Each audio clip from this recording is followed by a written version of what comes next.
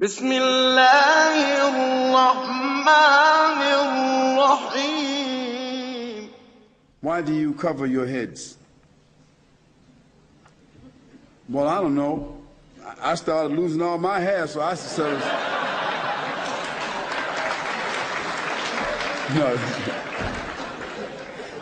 No, Muslims cover their heads. Muslim men cover their heads out of tradition and out of respect. Not all Muslim men cover their heads, obviously, but those that do, they do so because at times the Prophet, peace and blessings be upon him, he liked to do that. For me, I like to distinguish myself as a Muslim.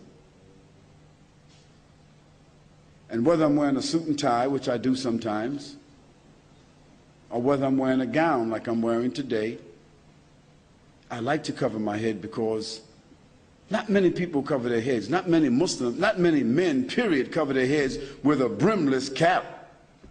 So if I'm in an airport, I'm always designated. You know what that means, right?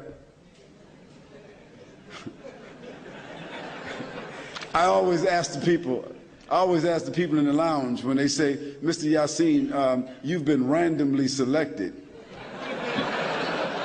I say, I know, I'm designated, right?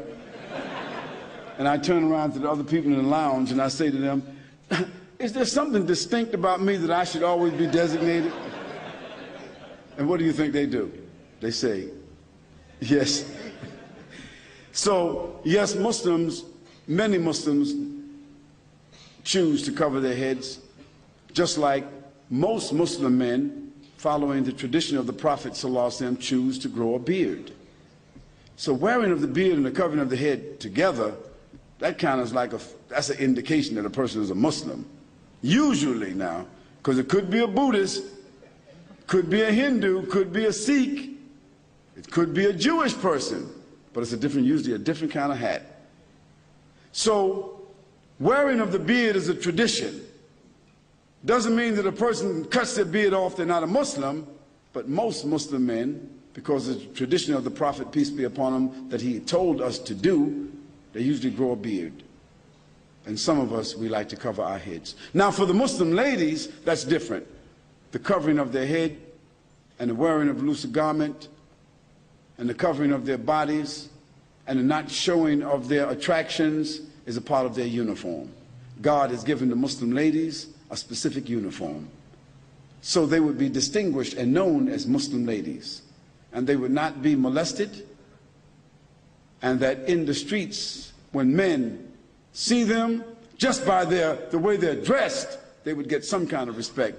You don't hardly hear men whistling at Muslim ladies. So, and don't think that the Muslim ladies are any less beautiful than any other woman. It's just that they hold and cover their beauty for their husbands. It's like pearls and diamonds.